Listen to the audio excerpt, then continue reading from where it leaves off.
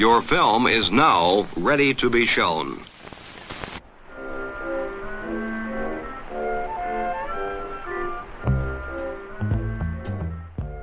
Good morning. I'm Justin Hendricks, editor of Tech Policy Press. We publish news, analysis, and perspectives on issues at the intersection of tech and democracy. The rise of the tech oligarchy threatens democracy in the United States and abroad. Today's guest is the author of a new book that tells the story of how a small set of extremely wealthy individuals claimed the commanding heights of American government and is making the world safe for authoritarians, and what will be necessary to break their grip. So my name is Michel. My day job is as the director of the Combating Kleptocracy program at the Human Rights Foundation. I just started a new fellowship on corruption with the Center for International Policy. But most importantly for today's conversation, I'm the author of the new book, United States of Oligarchy, which comes out August 4th from St. Martin's Press. Well, I am so pleased to be speaking to you just a few days before that date, that auspicious date for you, and this book will emerge. Looks like you put a lot into this. This is a tome. I might just, for any listener who's not familiar with your work, just ask about your trajectory, how you kind of came to be working on the project that you're working on now around kleptocracy, how you came to write this book. Where'd you get your start? And, what's been your trajectory on intellectual curiosities?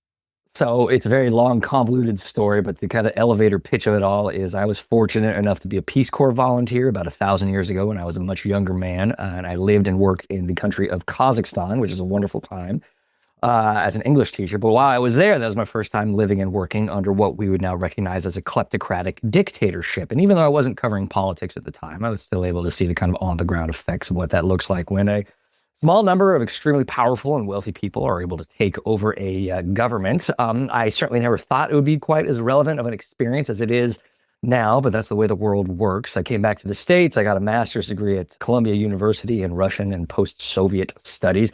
And again, examining how it is that these regimes, in that case, target and manipulate audiences, craft narrative, social media, and use disinformation campaigns in conjunction with how they simultaneously launder their wealth, often in Western, especially American jurisdictions. So it was really that combination of both reputation laundering as well as money laundering that came together for my first couple books looking at both of those topics. And then, Justin, I'm sure you remember this perfectly well, Trump's second inauguration in early 2025, that now infamous scene of a small number of extremely wealthy and powerful individuals, Elon Musk, Mark Zuckerberg, Jeff Bezos, a few others, they're gathered around Donald Trump, helping him usher him back into the White House. And of course, sitting back and saying, hey, I've seen this story before. Certainly know how it ends in a number of post-Soviet states, not least in places like Kazakhstan or Russia. And as I've said a few times, the rest really kind of is history. I never expected some of these topics to be quite as relevant in the United States as they are. But the silver lining of things like the Trump presidency and these oligarchic networks is it keeps giving me material to work on. And I'm so happy to be talking about it with you today.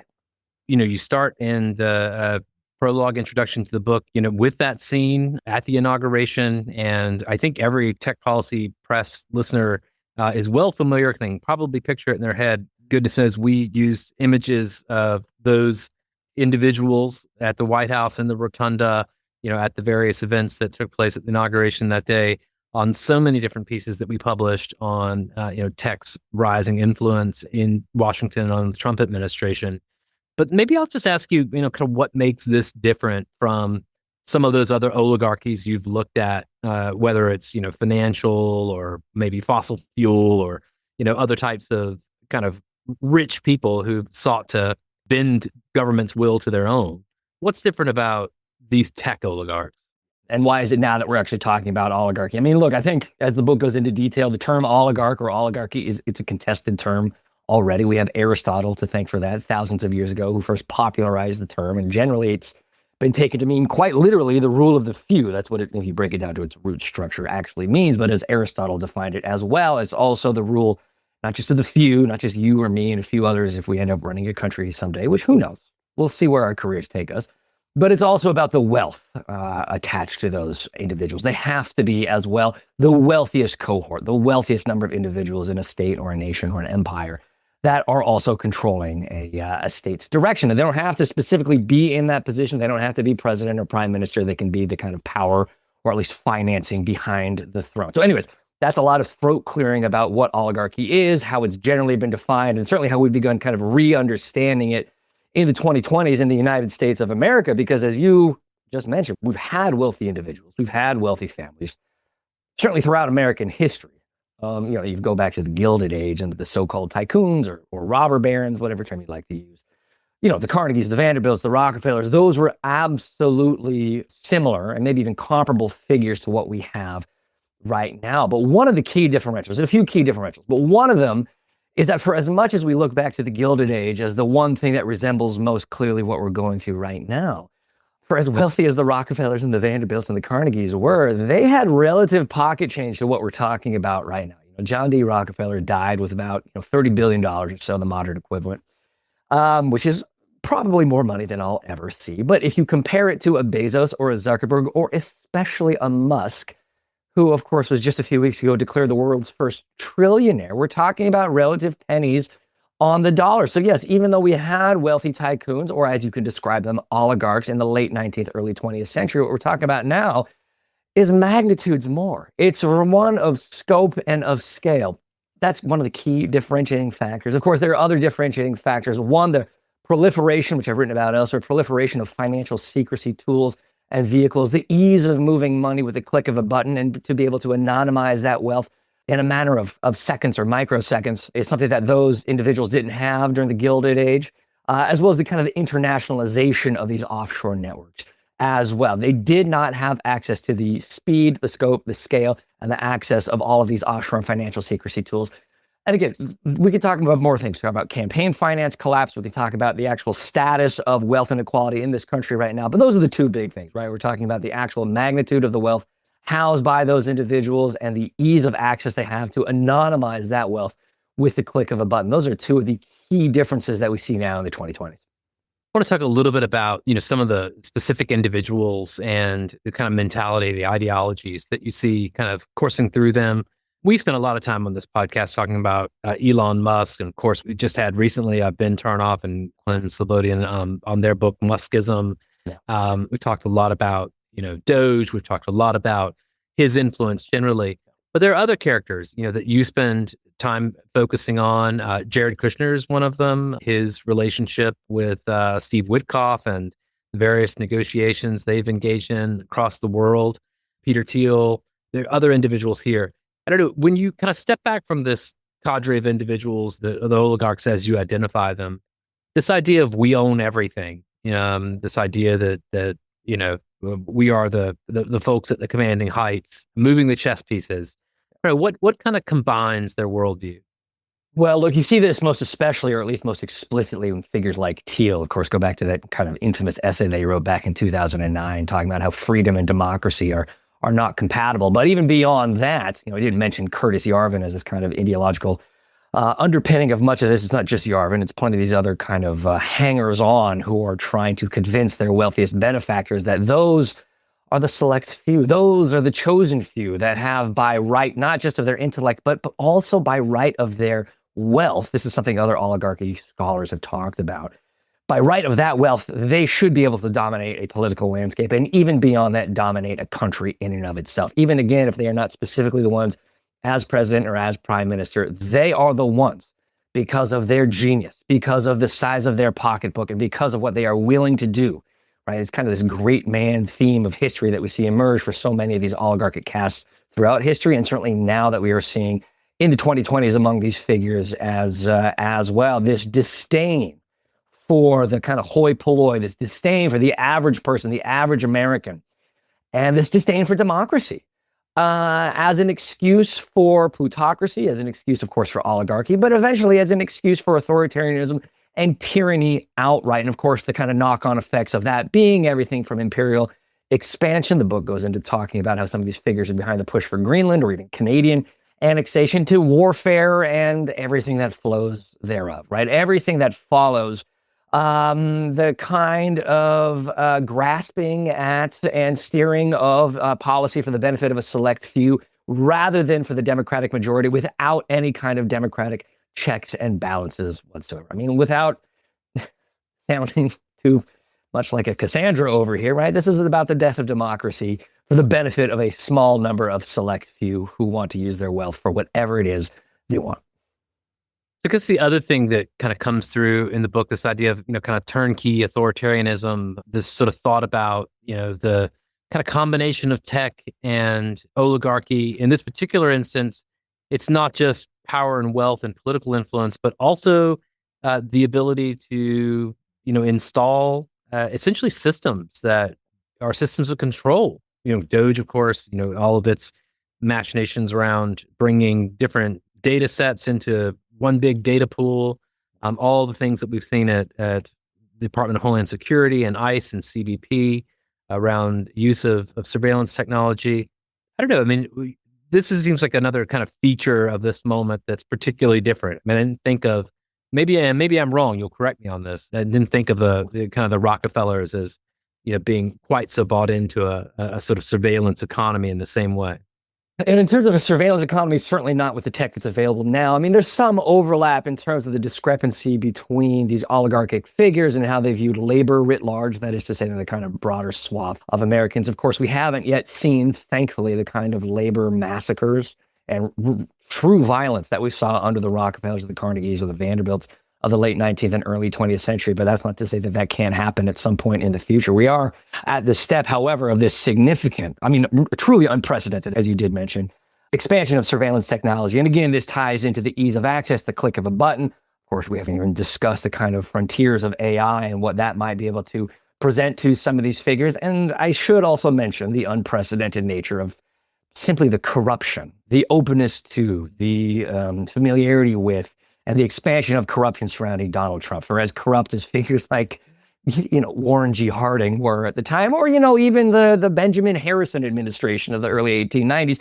there's never been anything like Donald Trump. The openness, the access to, and the willingness to aid and abet all of these networks of corruption is also something we've never seen before. So anyways, echoing your point, yes, this is also in some ways the kind of natural evolution of the concerns we saw about tech surveillance if you go back 10, 15, 20 years ago, but now consolidated not just in the hands of the state, but also in the hands of that increasingly small number of increasingly wealthy individuals as well. So, it does seem like the conditions are set for this oligarchy to survive for quite some time. That, the kind of nature of the control, nature of the influence is such that, maybe even if parties switch or what have you, there are some basics that remain in place and will remain in place no matter, what happens maybe in Washington. I don't know. Is this sort of at this point a trajectory that can be broken from your perspective? My short answer is yes.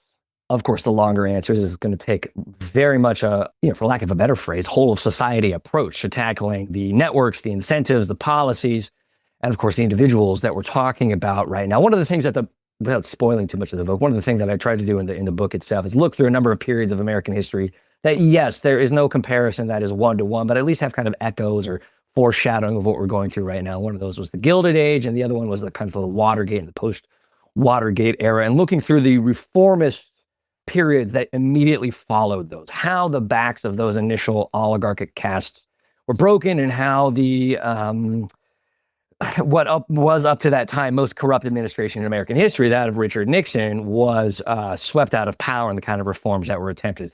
Look, there were lessons therein, lessons of leadership, figures like Teddy Roosevelt, lessons of reformist momentum and the role of Congress, like we saw after Watergate. And of course, there's all kinds of specific policies that need to be implemented. But I don't know. I've been accused of being kind of congenitally optimistic in the past, which was a mouthful for me to say right there. And I'm happy to carry that optimism forward because, yeah, you still see these shoots of momentum, of creativity, of real realization, I think, without getting the cart too far ahead of the horse, of how important, how central the kind of anti-oligarchy, anti-corruption messaging has to be among, in the United States of America, the Democratic Party.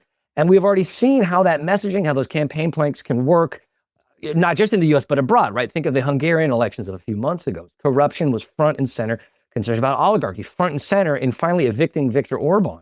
Even in New York City, right? Zoran Mamdani ran not just on affordability, but on corruption and, I don't know if he used this term most especially, but oligarchy as well. So Yeah, there's a path there if we have enough energy, if we have enough time, remains to be seen. But I look forward to contributing where and how I can. And I'm grateful to be talking with you today. Well, let's talk about Hungary, because that's one of the things that, I suppose has transpired since you would have turned this book in to the publisher and, our conversation today. A lot of really fundamental things had to be sort of, upended in order to begin to address the legacy of Orban and some of the democratic backsliding that had occurred there.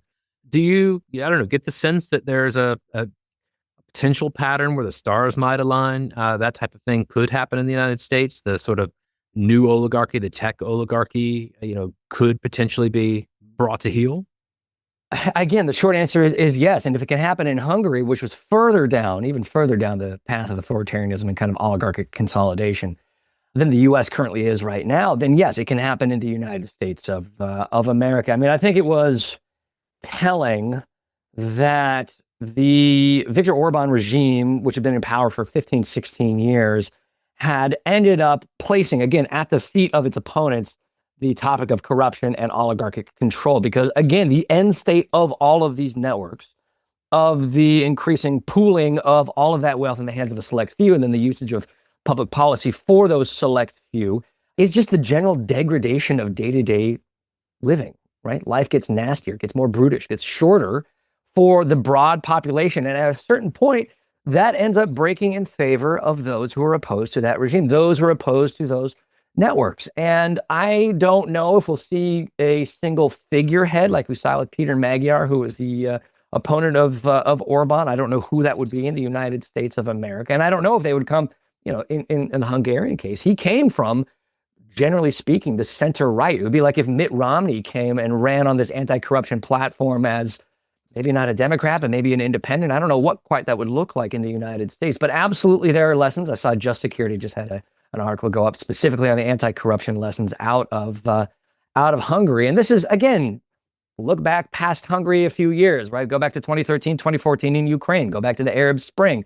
This pattern emerges and reemerges where these corrupt oligarchic networks are in power for so long that eventually something does shatter and eventually something shifts. And it's a matter of being ready when that window of opportunity is there.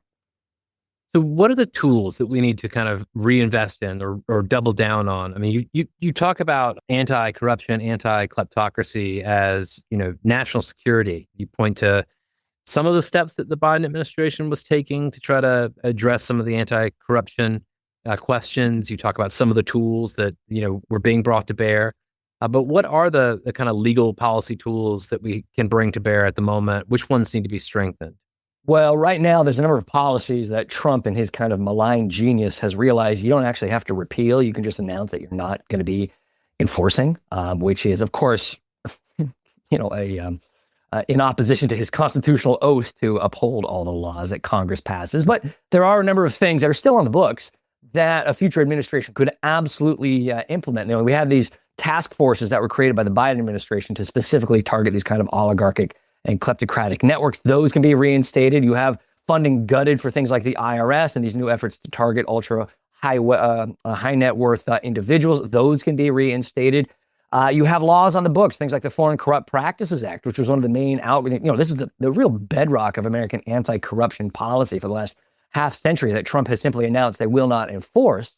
That's still there on the books, but you can't stop there, right? It can't be just what we already have. It has to be creative. It has to be expansive, and it has to be new. And, you and I are speaking here on, the 30th of July. And just today, Senate Minority Leader Chuck Schumer, of all people, I wasn't expecting it to come from Schumer, but I'm very happy it did. He announced he's going to be introducing legislation to create a brand new anti-corruption bureau, which will consolidate a lot of these kind of scattered anti-corruption policies and efforts. And look, there's questions and concerns about how that will be managed, presidential appointments. We've seen how Trump has just gutted other independent agencies.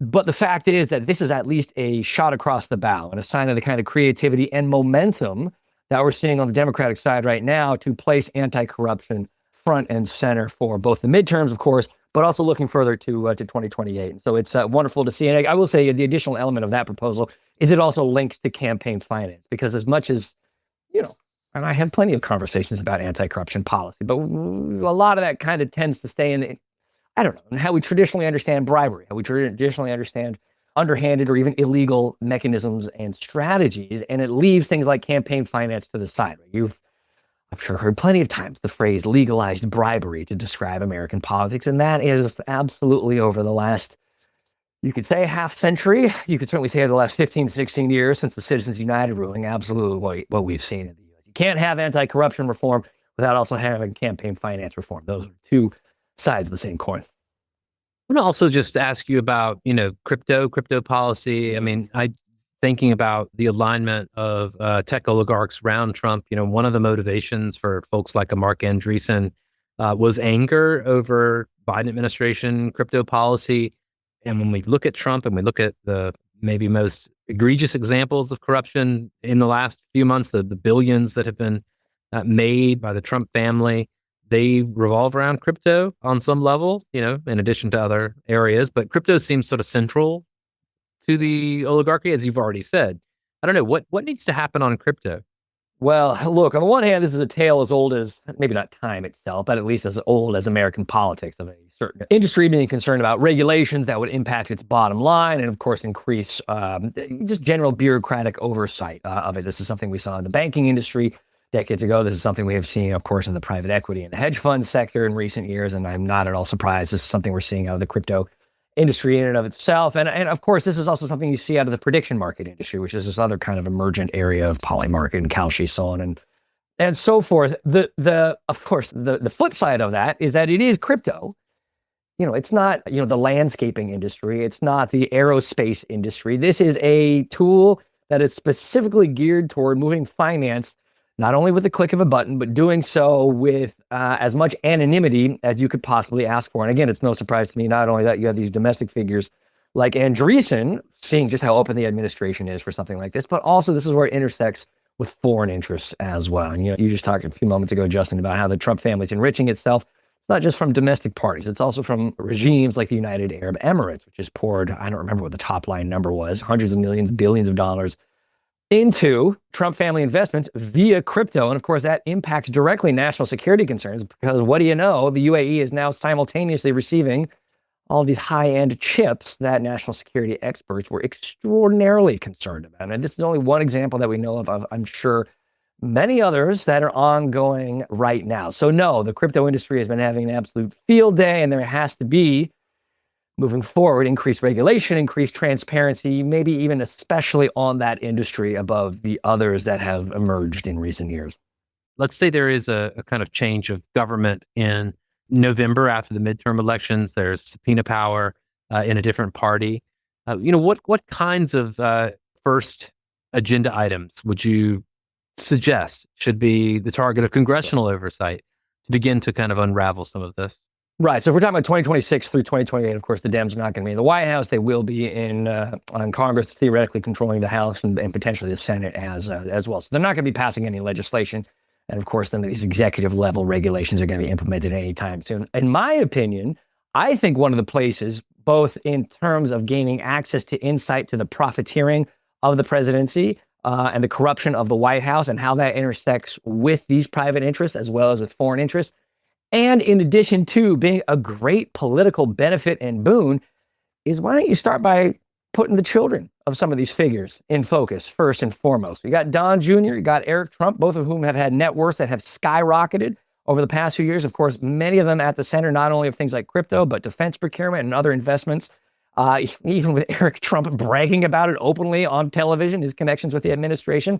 But you also have figures like Jared Kushner, who, as I'm sure many of the listeners are perfectly familiar, the book goes into far more detail about Kushner himself. He's one of the main figures in there, but he has built up $1 billion war chest of his own by attracting all of that capital from foreign sources, from Saudi Arabia, from the UAE, Qatar, profiting from the expansion of things like Israeli settlements in the West Bank, while nonetheless being front and center for American policy and American negotiations for Israel, Gaza, for Russia, Ukraine, and for Iran. And I have said this elsewhere, Justin, I don't know about you. I don't think those policies are going especially well. But again, the kind of national security component, I think that would be a great, both kind of structural examination of how these campaigns of corruption have emerged, but also something that would be of political benefit to the Democrats. Because at the end of the day, unlike Trump himself, the children have no constituency. There's no one going to the mat to say, hey, Jared Kushner's my guy. How dare you come for him? I mean, I don't even know if Ivanka would do that. That's where I would start. I'm going to ask you about kind of your imagination for things, don't move in the direction of reform. Where are we on this trajectory? You've observed this in multiple other places, as you say. How much worse could it get if, for whatever reason, let's say Democrats do get back in power, they don't take these things seriously enough, or they're gummed up by all the various headwinds that may hold them in place, or that doesn't happen. There's another political outcome either this fall or in 2 years' time. I don't know. How bad could it get? What can you imagine? Well, look, I don't want to bring things down too far, but it can certainly get quite bad. And again, we're talking about everything from the imposition of either potentially even a hereditary autocratic government if Trump decides to use all the mechanisms of state to get not only Trump Jr. the nomination in 28, but have him end up certified by a pliant, well, in that case, Senate. Moving forward, you could have, and then the knock-on effects, of course, for something like that being non-recognition by state governments across the United States. And suddenly you're looking at an impasse like we saw in 1876, which was only, of course, resolved by the kind of grand bargain that re-implemented white supremacist control in the South. Or you could even be looking at something like 1860, where it is state fracture. Maybe not something like a civil war as horrific as we saw in the 1860s, but something that either grinds the gears of state shut and effectively collapses American power writ large, but could have even worse and actual violent knock-on effects at the end of the day. And I don't know if the oligarchs care one way or the other. I don't know if figures like Musk or Zuckerberg or Kushner necessarily care, because on the one hand, they will continue to have access to all the financial secrecy tools that they want. On the other hand, they will see the decline of American state power and statecraft, which means they won't have to be concerned about any kind of taxation, not that there's much to begin with in the first place. And then on the other hand, they are, this is something that emerged in the book. There's another fantastic scholar of kind of offshoring and oligarchy, Brooke Harrington, who has this great phrase where it's not taxation without representation, it's representation without taxation, or any kind of checks and balances whatsoever. There was another line she had where it's what is it? It's not noblesse oblige, it's noblesse without the oblige, right? There are no obligations for them whatsoever, and they will be more than able to navigate a state fracture like that. And I don't know. I mean, look, there are comparisons you can look at. Kyrgyzstan's undergone multiple anti-oligarchic revolutions, none of which seem to have stuck. You have the kind of just collapse of any state capacity in places like Peru, where it's now effectively warlordism writ large. I mean, there's other examples you can look to. But yeah, what can I say? There's a lot at stake here in the 2020s. So, towards the end of the book, I mean, you already brought up Mamdani. You talk about some of the kind of bright spots. You talk about the fact that it does seem like it's mostly Democrats who want to do anything about this, and that's for obvious political reasons. Republicans are aligned behind an oligarch and being supported, very much bankrolled their campaigns by an oligarch. And I'll mention Elon Musk apparently is going to jump back in big time for the midterms. We now know, reviving his America PAC and, getting on as he did in 2024. But is there, any sort of possibility in this country for a kind of left-right populism to align on these issues? I mean, it seems to me that, with the kind of soaring concern about economic issues as the sort of key thing that most people are worried about, that there's at least some chance that, putting aside what elites want, that regular people may see eye to eye.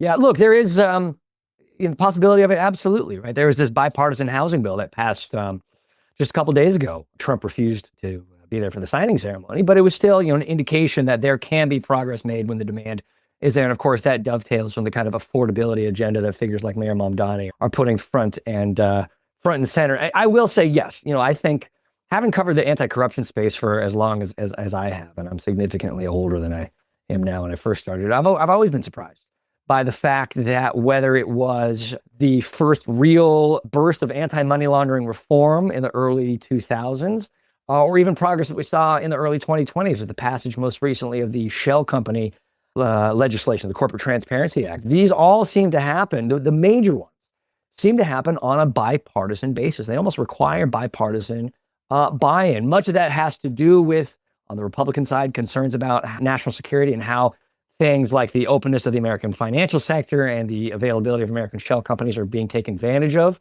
by malign foreign actors, by the bad guys abroad, the Russias, the Chinas, the Irans, and so forth. But look, if that's what gets them to the finish line, that's what gets them to support the bill, so be it. And I wouldn't be surprised if we see the concerns about, again, the kind of maybe not domestic oligarchic influence, but maybe more the foreign kind of financing and availability of these financial secrecy tools to impact American elections. That might be what ends up pushing a lot of the kind of campaign finance reform stuff that we so dearly need. So no, I'm cautiously, I don't know, not optimistic, but maybe not pessimistic either. I don't know. I'm waiting and watching because I do think there's a potential avenue there, and it might be the thing that's actually needed at the end of the day to get us where we need to go. Earlier in our conversation, I kind of pushed Elon Musk a little bit to the side, kind of on the premise that we have talked about him so much. But I will note, you kind of in the book again back with Elon Musk, in the afterword, you kind of arrive back at him, his role in the halls of the White House, despite his brief falling out with Trump. I don't know, anything else you might like to just say about him as a sort of singular figure? I mean, we've just had also, this interview with The Economist, which got some notoriety in the last week with Zanny Minton-Beddoes, the editor there. He does seem a peculiar one, an oligarch of oligarchs. I think that's a good way to phrase it, because again, relative to the others, of course, at a certain point, you kind of lose grasp of what 100 billion is versus 300 billion versus whatever he topped out at, 1.1, 1.2 trillion dollars. At a certain point, that's just an impossible number to imagine. But yes, he is, what's the phrase that comes to mind is he's the first among equals. And that is certainly the role that he played in the 2024 elections with his hundreds of millions of dollars donated to Republican causes, especially Donald Trump. And I have no doubt he'll be leading the charge in terms of total financing offloaded in 2026 and presumably in 2028 as well. And again, this is someone who he's also unique in the sense that we have never, in the entire history of American oligarchy, whether it's current form or any previous form, had anywhere near as much insight into the innermost thoughts, feelings, policy prescriptions, and recommendations like we have with Elon Musk. And it is a dark place. You have the racial politics, you have the immigration politics, you have the conspiratorial politics behind all of it. I mean, I think he's a singular figure in that he's willing to share those deepest, darkest policy prescriptions in the innermost recesses of his mind with the world, which is, for all the faults of a Zuckerberg or a Bezos or Sundar Pichai at Google, or, pick your other tech figure. I don't know what their specific feeling on, Haitian immigrants supposedly eating cats is. I don't know what they specifically feel about any other kind of immigration policy, but I know what Elon Musk sees and thinks and reads and feels, and it is devastating. I mean, it is, look, again, without sounding like too much of a doom and gloomer, it's horrific to contemplate what his final vision for an American society actually is. Casey, I'm grateful for you taking the time to talk to me about these things today. I'll also just say I've never quite seen a direct message to one's toddler in a book, but you exhort them to go hug their mother, which maybe many times they'll come back to this book and open to that page, later in life. Hopefully they'll do that every single time. Maybe that's a good lesson for us all to take from this. If we're able, if mom is still around, to go hug them, maybe that's one thing we can do to begin to rethink the way we've organized our society. Well, Justin, you and I first, I'm deeply grateful you read not only the book but the acknowledgement section. I'm never quite sure who makes it to that part, but it's always a joy to write. And two, you and I were talking off mic about fatherhood and the struggles and the confusion and the obstacles that come with it. But at the end of the day, it makes all of it. It puts everything into perspective, right? It makes all of this not only worth it itself. It's certainly the most difficult thing I'll ever do, but it's still worth it at the end of the day. And it's a good reminder of why you or I or those others in the broader, if you want to use the term, pro-democracy community, what we have to lose, why we push forward on some of these things, and at the end of the day, what we can come home to. And I try not to take any of it for granted. Although I have heard that the teenage years are going to be their own special set of challenges, so I look forward to that. I can attest to that. The fact that is certainly true, but I will also just take this opportunity to tell my listeners to go out and pick up United States of Oligarchy: how America's wealthiest ally with dictators weaken the U.S. and destroy democracy by Casey Michel. You should also check out your other books, American Kleptocracy and Foreign Agents. I hope we'll have the opportunity to talk again in future, maybe assess whether any progress has been made. We'll see. We will see. Absolutely. I look forward to having those conversations in the future, Justin.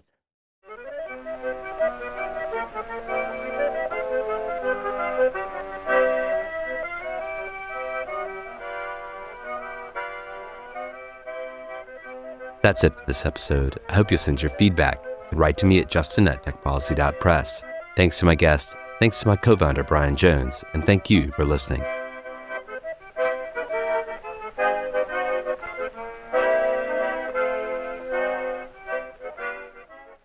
Tech Policy Press.